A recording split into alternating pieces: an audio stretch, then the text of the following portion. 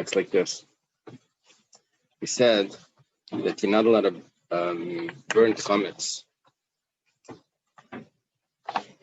in your oven to cook with it, to bake with it. In our Mishnah,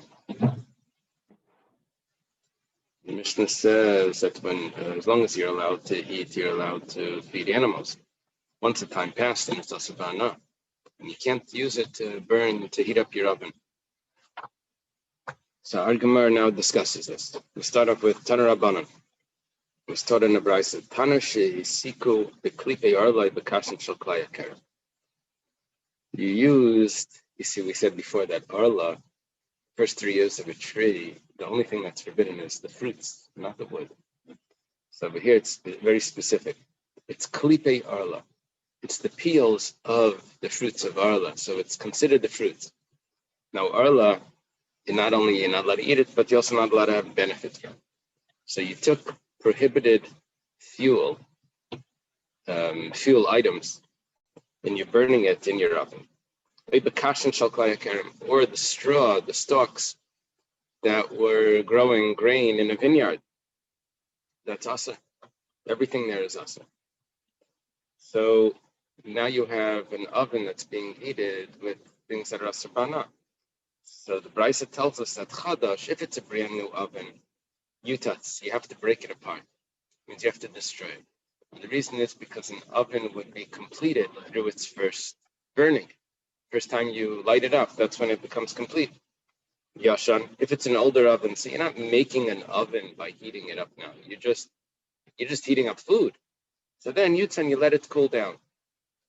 Now, the oven was there already. You let it cool down and it's satisfactory. Off of Bayasapas, let's say you did more than this. You didn't just heat up the oven. You actually put bread in the oven. What's going to be the din with this pas, with the bread that you put in? So Rebbe Yemer Apas Asura. Rebbe says that the bread is aser. The Chacham Yemer Apas Muteres, and the Chacham say the pas is muter. The explanation for the Machlekes, Rebbe and the Chachamim, is does the wood coals give a flavor into the food? According to Rebbe, he says yesh vach eitzim b'pas. There's the wood gives a flavor into the food, and the Chacham say no, that the wood doesn't give a flavor into the food, so the pas is going to be mutter. Bishlal gabi gechalim, so you cooked it on coals. So the kol mutter, everyone says that's mutter. Why? Because the coals is already burnt, and the wood, which was aser.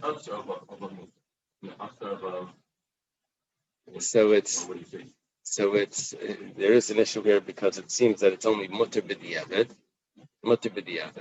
But we say that it was already burnt, so there's no benefit that goes into from the flavor of the coals from the flavor of the wood into the bread.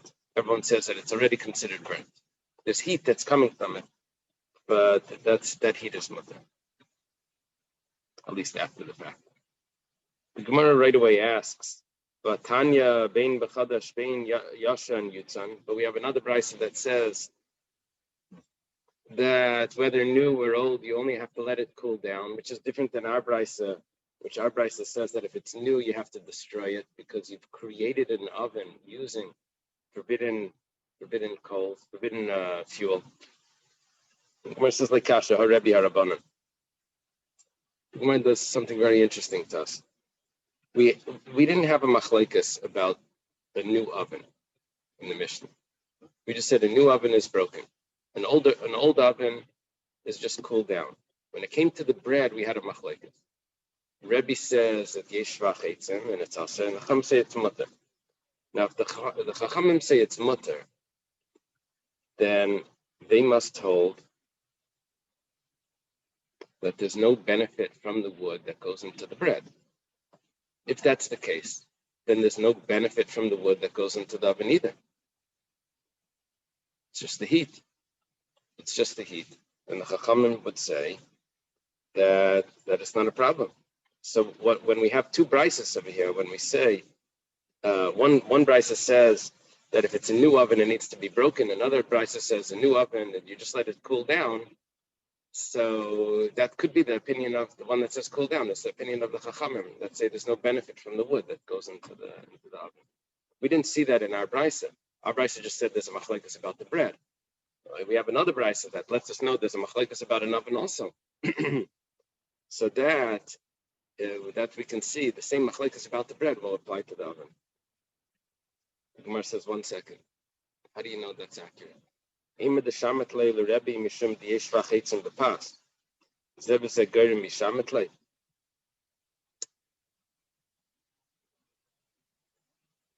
What happens here is that when I cook directly bread over coals, or not, I shouldn't say coals, over a fire, over wood, that's asr b'hana, Rebbe says it's asr. But when I heat an oven with forbidden wood, and now what am I going to do with that oven?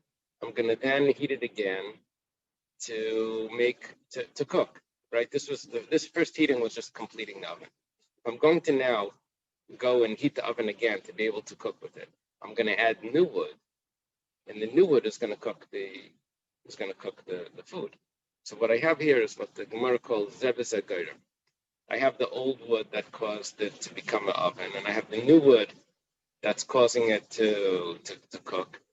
So zeves hagoyim, if I have two causes for something, does it become prohibitive? One of those causes is prohibited, but it never would have been able to happen without the other thing. So is it prohibitive?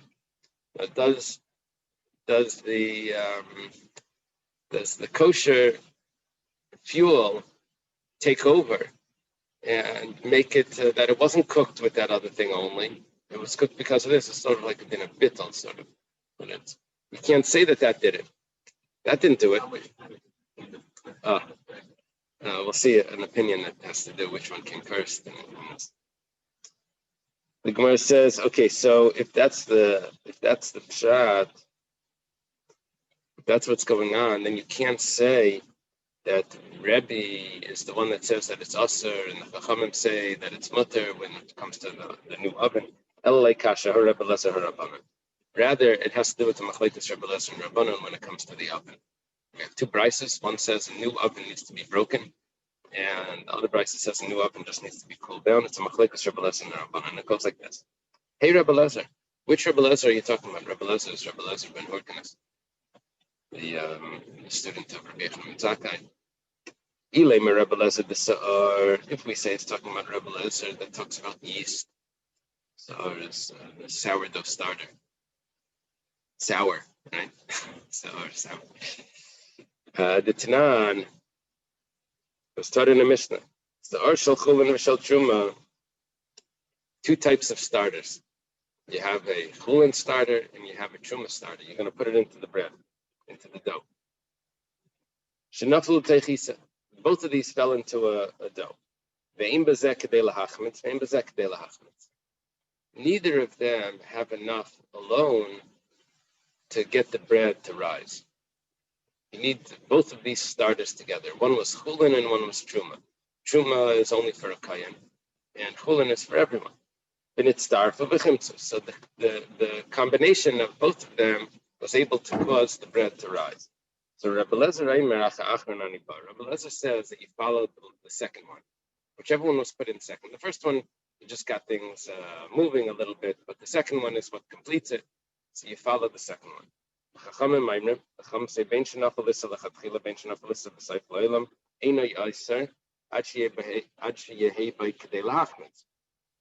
only way, according to the Chachamim, that this dough could be considered truma is if the truma itself had enough starter to make the whole dough rise.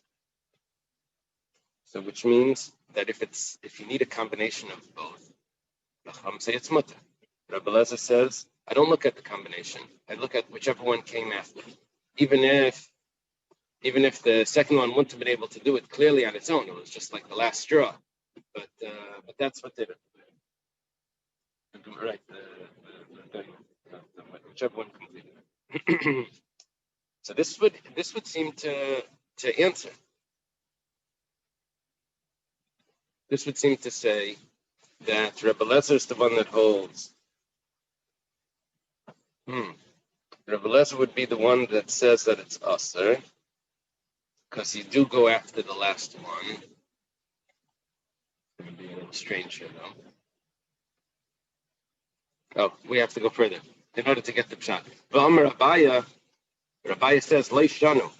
When did Rebbe Lezer teach that you go after the last one? That's only El Shekadam Basila Kasi Isser. Avaloi Kadam Basila Kasi Isser, then it's Aser. Rebbe Lezer says that if the last one is mutter, then it's mutter. If the last one is Aser, then it's Aser.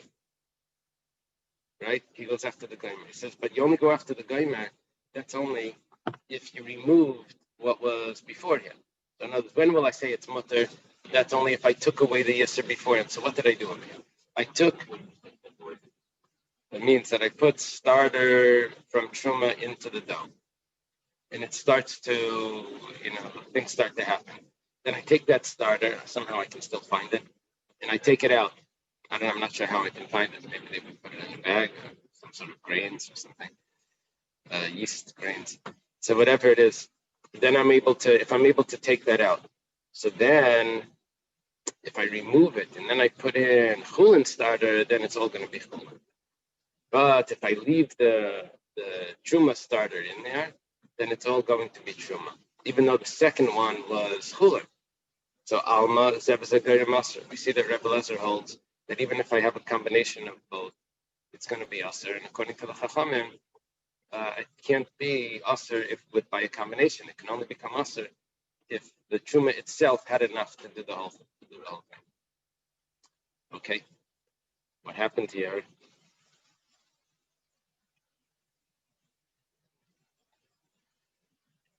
What happened here is we were able to establish that the machlekes in between the brises about a new oven, if you have to break it down, if you completed it by using isurei hana, things that are forbidden to have benefit from. So one brisa says you just let it cool, one brisa says you have to break it. That would be a machlekes Rebbe Lezer and the Chachamim. Rebbe Lezer says that you have to break it. Gemara says, the time of the Rebbe Lezer Kabaya. How do you know that you have to learn Rebbe Lezer the way Abaya learned it? That only if you removed it, which would basically mean Zevzeh Goyim is Asar, two things that are causing this is Asar. Maybe you could learn it differently. Maybe Rebbe Lezer really holds that you only follow the last one. Whatever completes it. Really,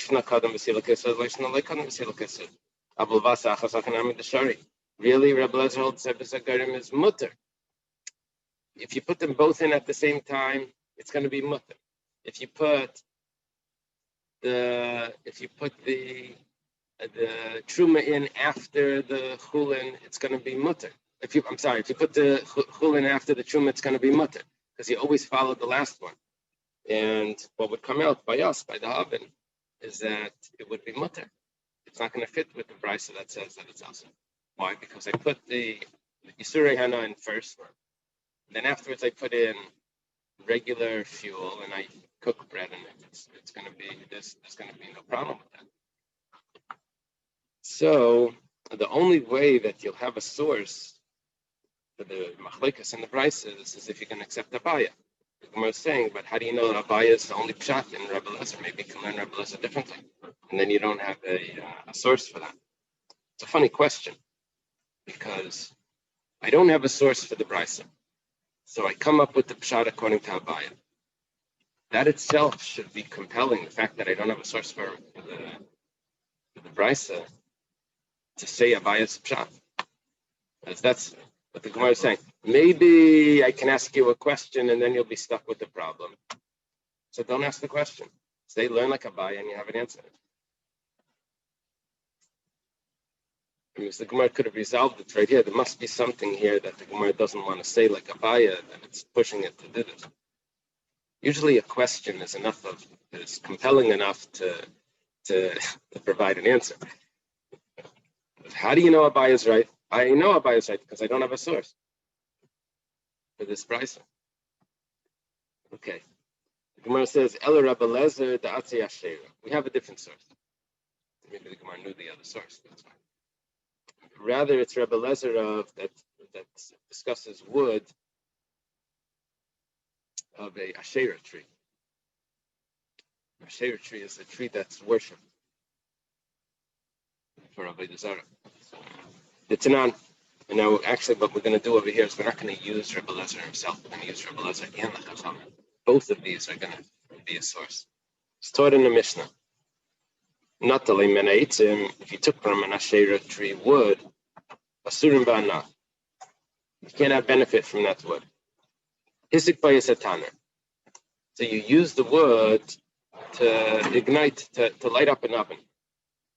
Chadash Yutatz. If it's a new oven, you have to break the oven apart. Yashan, if it's an old oven, Yutzan, you let it cool down. Okay, very similar to what we learned in our brayso. Alpha Bayis Apas, if you baked bread, Asurim Ba'ana, you can't have benefit from the bread. Also, that's what we learned in was Rebbe's opinion. And we made a difference in the oven itself, if it's Chadash or Yashan. But the Alpha Bayis Apas, I think it doesn't mean in the oven. I think Alpha Bayis Apas means that you take the wood to bake bread.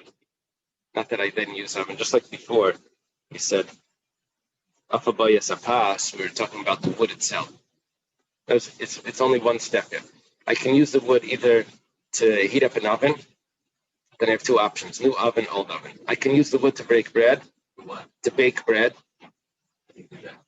I light the wood and I put bread on it. Put bread in this oven or any oven.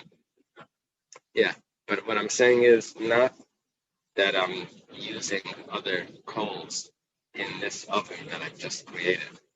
No, it's the original forbidden wood that I'm using to bake bread. You know, it's a direct. No, but I'm saying what happens at the same time you bread at the oven. Oh. Uh-huh.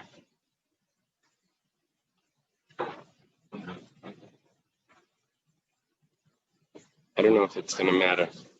Bread. I don't know if it's going to matter bread-wise. I don't know if it's going to matter oven-wise. Oven-wise, if the oven old, you let it cool, and if it's new, I have to break it. And now I have bread in there, and now I'm discussing what I do with the bread that's in. It says Asun Ba'ana. The bread is Asur Ba'ana. Nisarbu Ba'acheres. Ba'acheres Ba'acheres. If this bread gets mixed in with other bread, and then this other bread gets mixed in with other bread, that means from these breads it went into this pile, and this pile went to that pile, and you don't know where it is exactly. So Kula Nasur Ba'ana, everything is Asur Ba'ana. Why? It's Avodah Zarah, it's not bottle. Rebbe Lezer says, I have a solution. How much was the bread worth? The bread was worth such and such an amount. So I take that amount and I throw it into the Yamamela. Coins. Take the amount of coins. I throw it into the Yamamela. Now, what I've done was I've taken away any benefit that I would have gotten from that bread. And it's as if a sale. What happens with Avodah Zarah is unique. Normally, you have an item that's asur, the item remains asur. By Avodah Zarah, it not only it remains asur, but the prohibition gets transferred over. If you sell it, the prohibition gets transferred over to the money that you've just made. So it's asur ba'ana,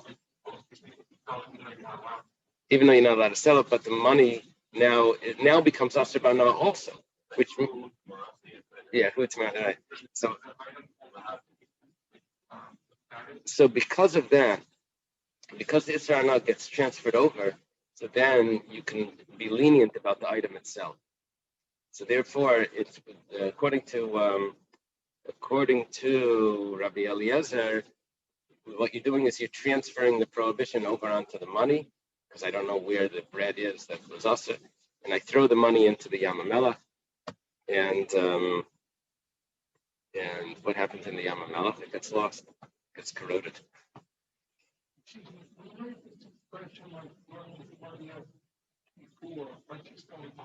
Yeah, I don't remember.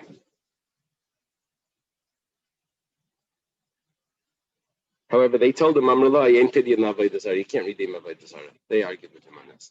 So basically what you're doing is you're doing a redemption for the item that was Avodah Zarah, which was the bread that was baked with the prohibited wood. So, and you can't do that. Whatever the case is, whether I accept that you can do this redemption or whether not, both of them say clearly that a new oven needs to be broken. Right? That would be a very clear source for what we said before.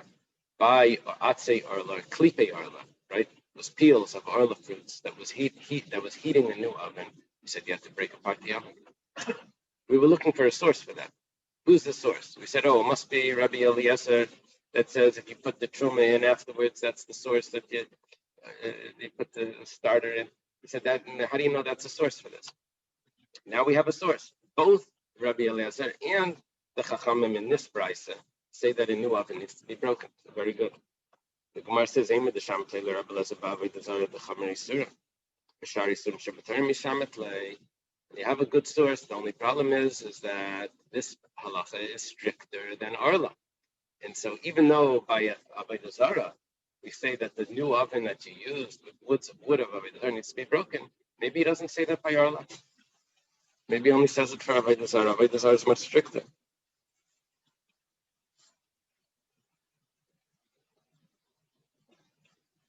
Okay. Ella, rather, in Kenaman Temaya. This is the question we were looking for. If that's the case, then who's going to be the source of the brisa? Who are you going to throw the brisa on?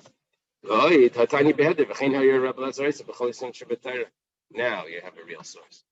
We have a clear statement that Rebbe Lezer says, just like we say by Avodah Zarah, so too we say by all Isurim in the Torah that the new oven needs to be broken, and it's going to work. Okay. Amar Abaya. Abaya says, Imtim Talaymar, if you want to say, is Ever Zagayr Masar, that two causes to one outcome is Asr. It's two causes. One of them was permissible and one of them was forbidden. If you want to say that this is the pshat, so then Rebbe Hainu Rebbe Lezer. Rebbe in our Mishnah, in our Brisa, the first time we said Rebbe says that the bread is forbidden. We could have learned that two ways. You could learn that Rebbe says Yesh Avach, Rebbe Yomer Pas Asura. You could learn that that's Yesh Shvach Eitzim Bepas. That there's the wood, the flavor of the wood goes into the bread. You can also learn that it's Zevez Goyim. You can also learn that there's a prohibited cause that's causing this bread to be baked. So if I learn that Zevez Goyim is Aser, then I can say that Rebbe is the opinion of Rebbe Eliezer that holds Zevez Goyim is Aser. Because I have two options of learning why the bread is Aser. Either I can say that it's a direct flavor, or I don't have to say it's a direct flavor, just say it's a cause. If I say it's a cause, then Rebbe holds like Rebbe Eliezer. If you want to say differently, if you want to say really, if there's two causes to one outcome, one is acceptable and one is prohibited, it's permissible. But over here, it has to do with the flavor going directly into the bread. So then, what's going to happen if instead of making an oven, you made with this wood, they would heat up the clay. They could get it hot enough, it would become very hard. So instead of making an oven by using this wood, they made utensils, plates and dishes and cups. So then I only have one cause to these cups. See, if I an oven, in order to use the oven, I have to heat it again. So when I'm now cooking in this oven or baking in this oven, I've heated it twice. Once was the prohibited wood, and then the second time was the new wood that I had. It was kosher wood. So whenever you're going to use this oven, it's always going to be Zevez Goyim, the old wood that made it hard, and the new wood that's cooking. So what am I concerned about? If I hold zev as a goyim is mutter, so then everything that you're going to cook is mutter, right? But if I hold, but let's say it's only one heating to use it. For example, plates. So then it was made just with one heating, and that's the whole thing. I never have to heat it again. So I can't. It's not a zev goyim. It's only one goyim.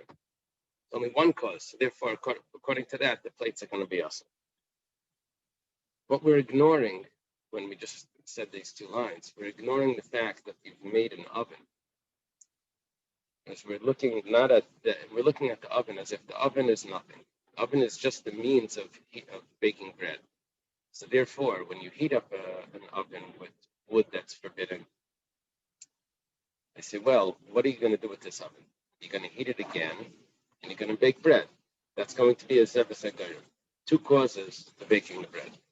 When I heat up plates and dishes and cups, so then I say, what am I doing with these plates, dishes, and cups? I made plates, I made dishes. So you have one cause that's prohibited.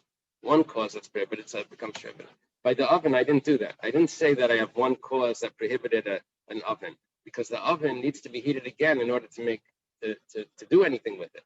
So therefore, the oven is looked at as a zev goyim. There's two causes to the oven.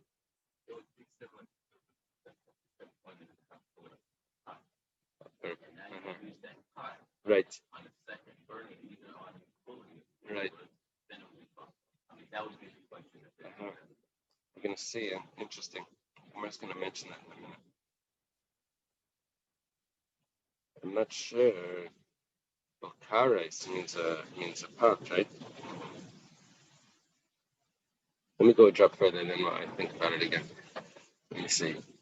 So, Hanikar Asiri, it's going to be also keep pligi. So, where would the machlekes be? Betana b'kadera. Okay, good. With a pot, with an oven and a pot. The mandam is maser. If you hold that two causes remains usher, even though one of those causes was permissible, but because there was one cause in there that was usher, so then that's usher. Levandam is a goyim mutter. Then if you hold that two causes is permissible, then shari. Why? Because a pot I would have to heat again. A pot I would have to heat.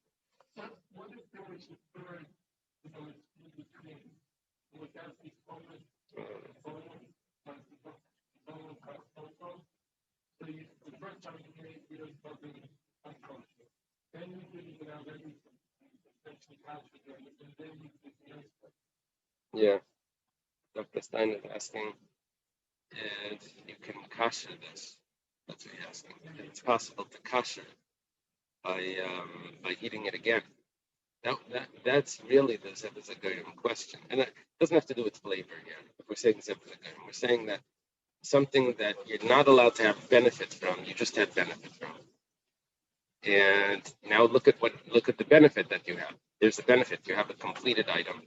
You have a pot, you have an oven that was completed because of something that you couldn't have benefit from. So the question is, if the benefit that you're going to get from it is only if you use something else, in other words, the prohibited benefit really did nothing for you without any other benefit, without any other items. So that's called zev goyim. As if I just leave it at that, I had things that were prohibited, and I don't introduce anything else here, then I get no benefit from this. I got a question. Yeah. Okay. After he heated the second time, there is no flavor on it inside the oven. It doesn't stay any flavor inside. Yeah, we're assuming that only while you're cooking, there is an opinion that says the flavor goes into the food. But we're not saying that the flavor is going to go into the oven and then come out. That we didn't say. We just said that the heat is going to strengthen the oven and make it into a vessel. Yeah, in food, we said there was an opinion that said that the flavor of the wood goes into the food. Ikadamri, there are those that say, even if we hold zev goyim as mutter, that means two causes to one outcome. It's permissible. Kedei rasura, the pot's still going to be asur. This is Moshe, this we mentioned. But kibla bishulam accommodated nates in the because the fact is, I was able to use it as a container before I heated it up. So really a pot is similar to a plate. I know I have to heat it up afterwards to cook it, but the fact is I was able to use it beforehand. So I do have hana directly from the Isser here without the Zegar about the other clothes. Okay. Rabbi Yosef, Rabbi Shmuel. Rabbi Yosef says, in the name of Rabbi Yehuda, in the name of Shmuel, Taner she'esika b'klipa yarla b'kashin shel klai hakerem, chodash yutatz, yashan yutan. Alpha bayis a pas, Rabbi Yemer pas muteres, v'chamer pas asura. Matan yepcha. Okay. We said exactly the same brisa that we said before. The only problem with this brisa is that the names are switched. Rebbe before said that if you heat bread, if you bake bread with klipe arla, with peels of arla, Rebbe says apas asura, and the Chachamim say apas muteres. And this brisa that Shmuel is saying, being said over by Rabbi Huda, said over by Rabbi Yosef, is saying that Rebbe holds the bread is mutter, and the Chachamim say that it's asur. So we asked about Tanya Yipcha, you had a brisa that says the opposite. The Gemara says Shmuel Yipcha Tani. Shmuel learned the brisa the other way. Okay, that was the way he was taught. That was his tradition, that the names were switched. Iba Yisema, if you want, you could say this a little different. Ba'alma kasavar Shmuel halacha krebi mechavera v'lei mechavera.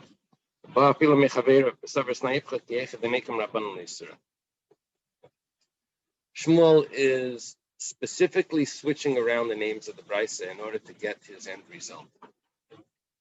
The reason why he's doing this is because normally Shmuel holds the halachos like Rebbe, when Rebbe is Rabbi Danasi, and if he's arguing on one person. But if there's a majority that's arguing against Rebbe, then the halacha is like the majority. So over here, Rebbe said that the bread is asur if it was baked with klipe arla. And Shmuel holds that the bread is asur. That's the tradition that Shmuel has. The Rabbanan say the bread is mutter. Now, according to the rules of reading brises, the bread should be mutter because they have a majority that's arguing on Rebbe. That's according to the rules. The problem is that this case was an exception. In this case, the halacha was like Rebbe, that the bread is asur. The rules would tell me differently. So Shmuel says, in order to avoid the confusion, everyone's going to think that the halacha is that the bread is mutter. So he taught the brisa differently, that he holds this and he holds that in order to get the halacha, which the way it was. So he switched it. The Chachamim say asur because that was the halacha. Okay.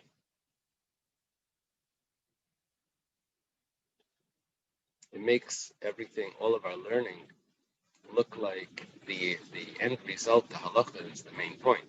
And so therefore there's no problem to switch a name here, switch a name there in order to get the halacha. Yeah, usually we didn't understand things like that. Usually we understand, well, now how's Rebbe's shita going to fit with, if I have another opinion of Rebbe, is it going to fit together with that and other prices, and I have to compare the whole Torah together. But apparently Shmuel just wanted the end result. Okay. If you bake the bread on top of, or you cooked on top of the coals, bishla is cooked. You cook directly on top of the coals. No, we're quoting the brisa. The brisa that we spoke about, klipe arla. Yeah, and bishla means cooked, but actually it's obviously talking about baked. Bishla, because it says hapas, the bread is mutter. If you cooked on top of the coals, then everyone holds that the bread is mutter. Why? Because the coals are already burnt, and the flavor or whatever of this is already gone. The isser part, the prohibited part of this is already gone. Amar Rav Yehuda Amar Shmuel. Oh, you have to drop the Amar. It goes like this. Rav Yehuda Amar Shmuel, Rav Chia bar Ashi Amar Rav Yochanan. Oh, they adjusted also. It's not Rav Chia bar Ashi, it's Rav Chia bar Abba. So Rabbi Yehuda Amar Shmuel and Rabbi Chia bar Abba in the name of Rabbi Yochanan, they argue about what's the pshat in this price. When do we say that the baking or cooking on these coals is going to be permissible, that the food is going to be permissible? That's only if the coals are dim, because they're already going out. They turn white. But if the coals, leicheshes means whispering. But if the coals are glowing, asurim. Apparently, when they're glowing, they're like whispering to each other, making noises. Look like there's communication. So then it's asur. Why? Because it's still there. The wood is still there if it's still burning at that level. The coals are still glowing. And the other one says that even if the coals are glowing, it's still mutter. So it's already burning to that extent, so it's mutter. The Gemara says we can understand the opinion that says that if the coals are glowing, then it's asur. But if the coals are dim, then it's mutter. Why? Why was it asur if the coals are glowing? Because the glowing coals is going to give a flavor into the bread, and you're cooking on that, and you're getting that flavor. But according to the one that says that even if the coals are glowing, it's going to be mutter. So what's the case when I have the flavor of the wood in the bread? When do you have the flavor of the wood in the bread? Before you start the fire. There's no flavor there before you start the fire. It must be once you start the fire. Once you start the fire, then it's glowing. And that's the stage where you have you're getting the flavor of the coal, of the wood into the bread. Now, if you say that once the coals are glowing, it's already mutter. So when do I have it? When it's asur? Before you light the fire. There's no transfer of flavor before you light the fire. So Amar Papa Kishavuka be connected. That's when the flame. When do you say yeshvach eitzim b'pas? That's if you're baking on it when the flame is still there, not just the coals are glowing. You still have the flame, the avuka, the torch. When the flame is still there, that's when the flavor is going to go. So there's 3 stages here. There's the flame, there's the glowing coals, and then there's the dim coals. Now, if that's the case, we had a machlekes there. Rebbe said, at least in the original brisa, that hapas asura. And the Chachamim say hapas muteres. That was, in which case, that was only when the flame was there, right? Because kachalim, according to this opinion, coals was talking about glowing coals. So the machlekes Rebbe and the Rabbanan was about the flame. Michlal, this implies the Rabbanan depligi alashar afilu kashavuka connected. The Chachamim are going to hold that it's permissible even if the flame is still there. So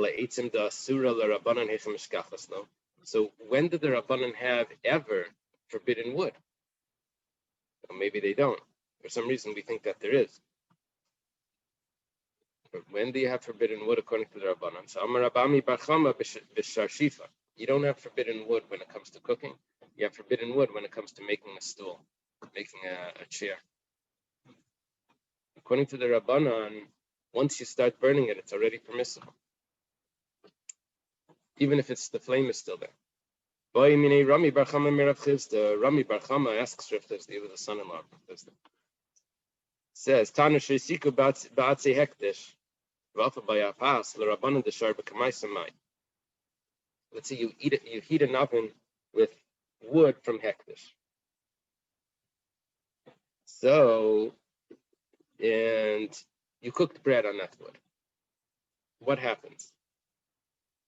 The Rabbanan by Atzi Arla said the bread was mutter. What about Hektish? So Amalei Apasasura. He says by Hektish it's different, it's asur. It says Umar ben Zula Arla. So what's the difference? I mean, he asked the question, he understood that there's a difference. I guess just for clarification. Rav Chisda says, actually Rav Chisda doesn't respond here. Rava who's another son-in-law of Rav Chizda, was a student together with Rami Bar Chama. He says, Hachi Hashta, Orla B'Tela B'Masayim, Hektish Afilu Belach Le'Batal. The answer is simple. The answer is that Orla could be batal. It could be nullified. Right. Here we're not dealing with bittul. What it means is, if it's B'Tela B'Masayim, it could be batal. That means that it's not as strict. And once it starts to burn, it could be permissible. However, a hektish, even when it starts to burn, it's still asur. I guess what it means is that Arla, when you start to burn it, you're diminishing it, right? So as it's getting diminished, it becomes mutter. By hektish, diminishing it does nothing. If even a drop of hektish is there, everything is asur. So therefore, the fact that it's burning doesn't help, and it's going to be asur. Maybe the pshat is the flavor that goes into the bread from the wood becomes batal, and by hektish is gone. Amar Rava, okay. So El Amar Rava, rather Rava says, Ikasha le hakasha. If you want to ask a question, there's a better question you should ask. The question should be, Valaimal Amasik. The one that lit the fire, that is burning hektish wood, is lighting it for his own benefit. When you use hektish for your own benefit, it's called me'ila. Now, the rules of me'ila is that you have to bring a sacrifice, you have to pay for it, but it's a severe rule. Now, it happens to be it's only when you do it b'shoigig, only by mistake, you didn't realize it. So whatever the case is, once you're mal amasik, the Gemara goes on, Rabbi says, you have to pay for the wood. And the object itself goes out. So it should be the opposite. What are you telling me that if you bake bread on hektish wood, the bread is asur, but once you use the wood for personal use, the person that lit it violates me'ila. When he violates me'ila, the wood becomes chulin, and he has an obligation to pay for it. So therefore, he didn't bake on hektish wood; he baked on regular wood. Amar Rav Papa says, Rav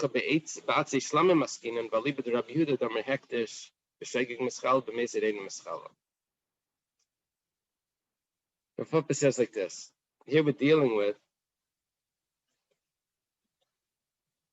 someone that took wood, and he said that this wood I'm going to sell, and with the value of that I get, the money that I get from this wood, I'm going to bring as a shlamim.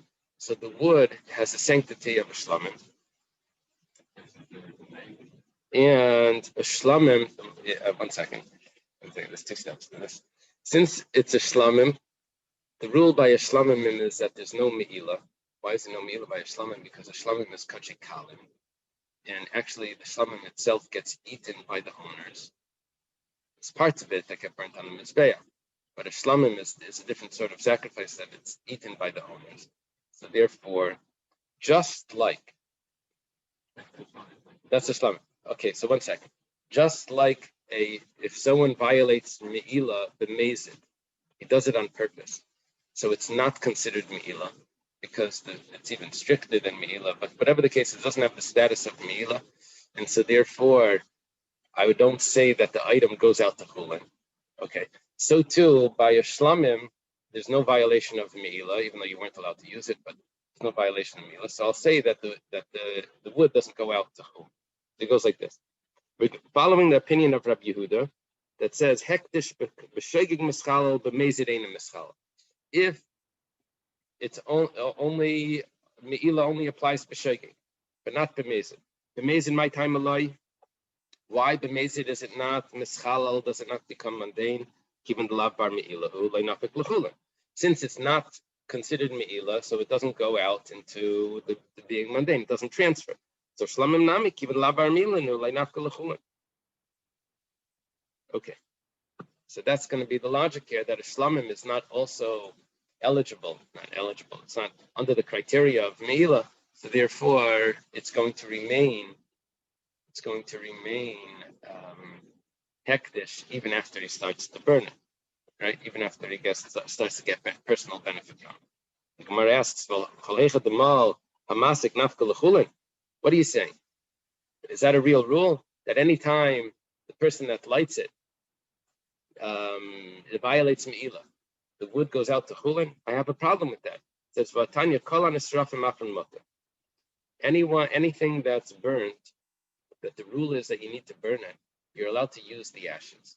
The Torah says burn it. That means once you did the mitzvah, even though the ashes are remaining, but the mitzvah was performed, you burnt it, you're allowed to use it. Except for wood of asherah, of a tree, of a desire tree, that we don't say that the ashes are permissible, and also the ashes that come from hektish, we don't say it's permissible. 1 second, why is it not permissible? If you say that it goes l'chulin, it should be permissible. Amar Rabbi Marchama,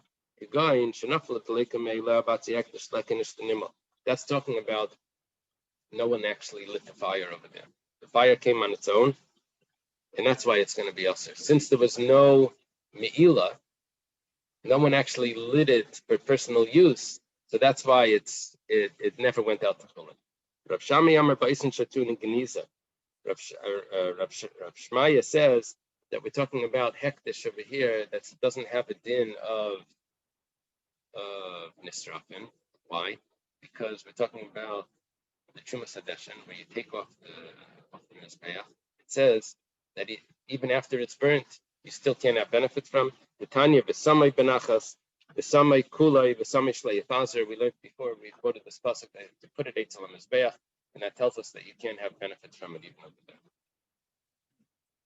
Okay, let's leave the Gemara here. Good Shabbos, everyone.